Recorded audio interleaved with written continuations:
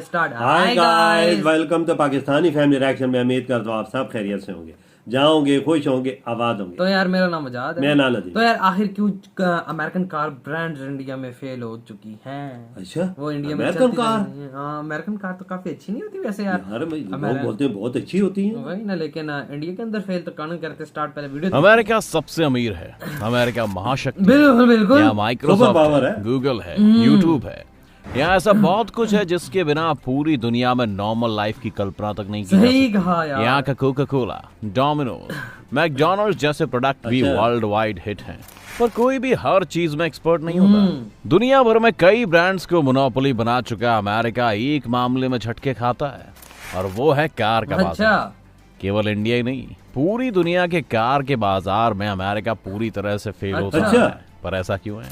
अमेरिकी car companies ऐसा क्यों करती हैं जो वो दूसरे देशों में टिक नहीं पाती हैं? इसकी एक नहीं बल्कि कई वजह हैं, और ये सारी वजह आपको इस वीडियो में देखने के बाद समझ में आएगी। भारत दुनिया का चौथा सबसे बड़ा कार बाजार है। अच्छा, यहाँ दिग्गज अमेरिकी ऑटो कंपनीज अपनी कार्स लॉन्च करती हैं। अब बड़ा कार का बाजार और अमेरिकन जब मिल जाए तो फिर क्या फेलियर होने का कोई चांस है? ये एक ऐसा कॉम्बिनेशन है कि हर कोई सोचेगा कि यहाँ फेल होने का तो कोई चांस ही नहीं है। लेकिन इसके बावजूद भारत में लगातार अमेरिकी ऑटो कंपनियां फेल हो रही हैं। सबसे पहले जनरल मोटर्स ने साल 2017 में भारत से अपना कारोबार शुरू। उसके बाद 2019 में यूएम मोटरसाइकिल, फिर बाइक की दिग्गज कंपनी हार्ली डेविडसन ने 2020 में अपना कारोबार बंद कर दिया। इतना ही नहीं, फोर्ड ने भी 9 सितंबर 2021 को भारत से अपने कारोबार समेटने का ऐलान कर दिया था। ऐसा नहीं है कि अमेरिकी कार कंपनीज की हालत केवल इंडिया में है, बल्कि आपको जानकर हैरानी होगी कि चीन, यूएई और साउथ अमेरिका के कुछ देशों को छोड़कर अमेरिकन कार कंपनीज पूरी दुनिया में या तो पूरी तरह से फेल हो चुकी है, या फिर उनका बिजनेस ना के बराबर चल रहा है। अब अमेरिकन कार कंपनियां ऐसी कौन सी गलतियां कर रही हैं जिसकी वजह से वो किसी भी देश में अपनी कार्स को लॉन्च तो कर देते हैं, पर वो फेल हो जाते हैं। एक वक्त था जब शेवरले की टवेरा और फोर्ड की आइकॉन, साथ ही ऐसी कई अमेरिकन कंपनीज की कारें इंडिया की बाजार में धूम थी। लेकिन चलते चलते ये कारें वापस अमेरिका ही चली गई, जिसकी वजह ये है कि यहाँ कार खरीदने वाले क्लास को कंपनी ने समझा ही नहीं। हम सभी जानते हैं कि इंडिया में मिडिल और लोअर क्लास की मेजॉरिटी है। यहाँ घर और कार खरीदना लोगों के लिए सपने को साकार करने जैसा होता है। इसलिए जब यहाँ जापानीज और साउथ कोरियन ब्रांड्स hyundai या मारुति सुजुकी ने मारुति 800, सेंट्रो, ऑल्टो और वैगनआर जैसी इकोनॉमिकल कार्स लॉन्च की तो वो सफल भी हुए। पर शेवरले और फोर्ड जैसी कंपनियों ने यहाँ के बाजार में मोंडियो, इंडीवर और ऑप्ट्रा जैसी गाड़ियां लॉन्च की। अब इन गाड़ियों के साथ समस्या ये हुई कि इनकी मेंटेनेंस काफी अधिक पड़ती थी। साथ ही इसके प्राइस भी काफी अधिक थे। वहीं इसके माइलेज की बात करें तो वो भी काफी कम था। हालांकि शुरू में तो सब कुछ सही रहा था, पर 2010 में अमेरिकन कार कंपनीज ने इंडिया के बाजार में रुचि लेना बंद कर दिया। वो कार लॉन्च करते तो थे, पर उसके फीचर्स पर अधिक ध्यान नहीं देते थे। केवल भारत ही नहीं, दूसरे देशों में भी वो यही गलतियां कर रहे थे। जैसे कि जापान की सड़कों पर चलने वाली 90% गाड़ियां वहीं की कंपनी की होती हैं। अब यहाँ दूसरे देश के लिए 10% का ही ऑप्शन बनता है। ऐसे में कंपटीशन तो और भी टफ हो जाता है। ऐसे में बाजार को समझने के लिए अधिक रिसर्च की जरूरत होती है, पर अमेरिकन कंपनीज ने वहां की नीड को समझे बिना अपनी कार्स लॉन्च कर दी। दरअसल जापान में KEI कार्स का चलन है। ये वो कार्स होती हैं जिनमें 600 सीसी का इंजन होता है। इनकी लेंथ 3.6 मीटर से कम होती है। जापान में KEI गाड़ियों को बनाने में सरकार सब्सिडी देती है, और ऐसा इसलिए होता है क्योंकि यहाँ की सड़कें काफी पतली होती हैं। साथ ही यहाँ पार्किंग स्पेस की भी कमी है। वहीं KEI कार्स माइलेज भी अधिक देती हैं। पाकिस्तान में चल रही है। फोर्ड ने जब जापान में अपनी सबसे छोटी कार लॉन्च की थी, उसका फीचर यहाँ के लोगों की डिमांड के हिसाब से बिल्कुल ही अलग था। इसका नाम फोर्ड फोकस था। ये कार जापान की मिड साइज हैचबैक कार से भी बड़ी थी। भाई ऐसे में अमेरिकी कारों को कौन तवज्जो दे? जहां तक भारत की बात है तो यहाँ फोर्ड और जनरल मोटर्स को टाटा और महिंद्रा जैसी कंपनियों ने उतनी टक्कर नहीं दी जितनी टक्कर इन्हें मारुति और hyundai से मिली। इनके भारतीय बाजारों में ना चल पाने के पीछे कई कारण थे, जिनमें सबसे अहम था उन्होंने भारतीय कार बाजार के उस हिस्से पर भी फोकस नहीं किया जिसकी बिक्री सबसे ज्यादा होती थी। यानी यहाँ 3 से 5 लाख रुपए की कीमत वाली कार्स की बिक्री सबसे जाहिर अधिक बात है, होती है। मिडिल क्लास लोग लेता है। फोर्ड के पास इस रेंज की कोई कार भारतीय बाजार के लिए नहीं थी। हाँ, इस सेगमेंट में उनकी एक कार इतनी फोर्ड महंगी गाड़ी कौन फ्रीस्टाइल तो खरीदता थी, पर उसकी शुरुआती कीमत ही 6 लाख रुपए थी। वहीं दूसरे देशों की कंपनियों की कार जैसे ऑल्टो, वैगन आर और स्विफ्ट जैसे मॉडल्स इसी रेंज के हैं।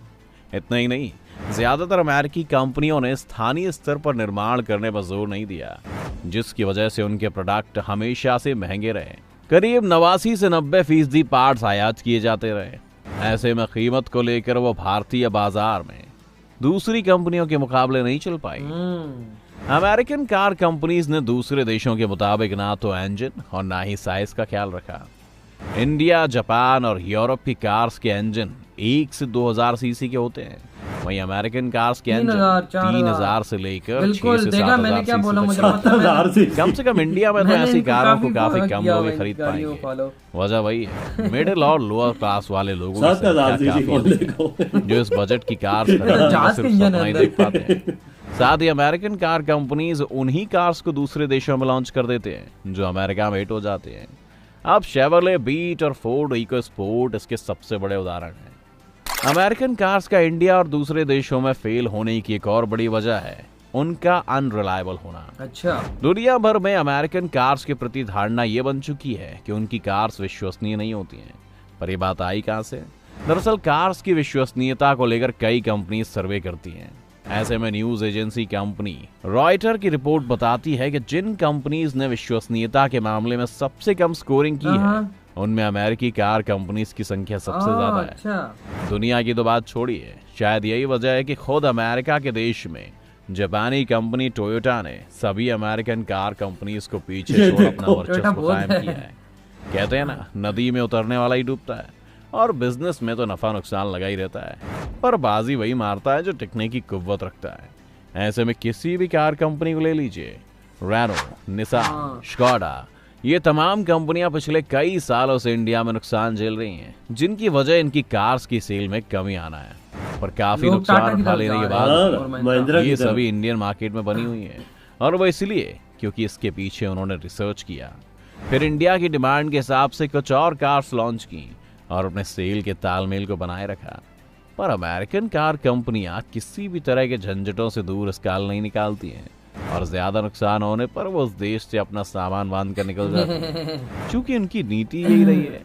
तो फिर क्या इंडिया, क्या जापान, क्या यूरोपियन कंट्री, वो हर देश में यही काम करते आ रहे हैं। तो दोस्तों, क्या अमेरिकन कार कंपनी सभी ताम झाम और करोड़ों रुपए लगाकर इतना भी नहीं समझ पा रही है कि डिमांड के हिसाब से ही चीजों की बिक्री हो पाती है? अब आपको भी क्या ऐसा ही लगता है कि अमेरिकन कार कंपनीज पूरी दुनिया में अमेरिका ही समझकर कार बेचने की कोशिश करके फेल हो रही हैं, या फिर इसके पीछे कुछ और भी वजह हो सकती है? आप हमें कमेंट करके करो ये वीडियो खत्म यार। जो बात है ना, दरअसल ये अमेरिकन कंपनीज इंडिया के अंदर फेल क्यों है? एक तो यार वहाँ पे मिडिल क्लास तबका ज्यादा है, ठीक है? मतलब कि अमीर भी हैं, उनकी अपनी अपनी चॉइस चल रही है वहाँ पे अमेरिकन। ऐसी बात है इंडिया के अंदर लोगों ने ली भी नहीं, GMC की हो गई, फोर्ड की हो गई, वो प्लस का जो निशान वाली होती है वो हो गई, काफी लोगों ने रखी हुई है ये गाड़ियां, वो नहीं है कि नहीं रखी हुई। लेकिन अब बात ऐसी, उसका इंजन 3000 सीसी से लेकर 7000 सीसी तक सोचने वाली बात है यार। कौन करेगा? कौन पेट्रोल पूरा करेगा उसके लिए? उसके लिए तो फिर अपने बंदे के पास पेट्रोल पंप होना चाहिए। बिल्कुल 7000 सीसी के लिए। सही कहा। अब मिडिल क्लास तबके, एक तो उनकी गाड़ियां फिर महंगियां, मिडिल क्लास तबके को उन्होंने टारगेट नहीं किया। अगर वो पहले मिडिल क्लास तबके को टारगेट करता है ना, 3-4 लाख 5 लाख की गाड़ी लॉन्च करते हैं, स्पेशली इंडिया के लिए बना के वो गाड़ी लॉन्च करते, वो कामयाबी होते, फीचर्स अच्छे देते। तो इंडिया तो जापान वजह तकरीबन देखो 1000 सीसी से लेके 2000 सीसी तक बनाता है, जो आम तबके के लिए। और बिल्कुल, और पाकिस्तान में भी सेम यही टंडा है, लोग कम सीसी वाली लेते ताकि पेट्रोल कम का, पेट्रोल भी महंगा है। लेकिन ये है कि अब इंडिया के अंदर ज्यादा लोग जा रहे हैं टाटा और महिंद्रा की तरफ, और सुजुकी की तरफ। क्यों? क्योंकि उनकी गाड़ी की सीसी कम है। अब आप महिंद्रा की भी ले लो, टाटा की भी ले लो, 1200-1300 सीसी, बिल्कुल, और टर्बो इंजन होते हैं, लेकिन पेट्रोल भी कम माइलेज है, माइलेज भी कम है उनकी, माइलेज भी ज्यादा देती है, टाटा के पेट्रोल भी कम खर्च। तभी तो आज भाई अमेरिका के वो दिन आ गए हैं कि वो इंडियन कार ब्रांड्स को टक्कर ही नहीं दे सकता इंडिया के अंदर। देखो ना, बेहतर बोरी गोल करके निकल गए। उनको पता है कि हमारी गाड़ी इधर नहीं बिकेंगी, इधर टाटा हमें महिंद्रा छोड़ता नहीं है। बिल्कुल, और सुजुकी भी वजह जो लोग हैं ना वो कम खर्चे वाली गाड़ियां लेते हैं 1000 सीसी तक बिल्कुल। या 1300 सीसी या 1200 छोटी सीसी। गाड़ी। हाँ छोटी गाड़ियां ज्यादा, फैमिली के लिए। ज्यादा। उन्होंने इंडिया को समझा ही नहीं है ना, वो समझा कि ये अमेरिका ही है। ये तो सारे लोग लंबी गाड़ियां ही लेंगे, बड़ी गाड़ियां लेंगे, पेट्रोल है भी फ्री। 3000 सीसी 7000 सीसी कौन किसका बाप ले सकता है यार, वो भी महंगी। हाँ वो भी महंगी, इनकी बहुत महंगी गाड़ियां हैं अमेरिका की। सही कहा बिल्कुल बाबा आपकी बाटी के। तो यार आप लोग बताओ आपके का थॉट है, फिर वीडियो खत्म करते हैं, हमने बहुत ज्यादा खैर रखना। तो बाय।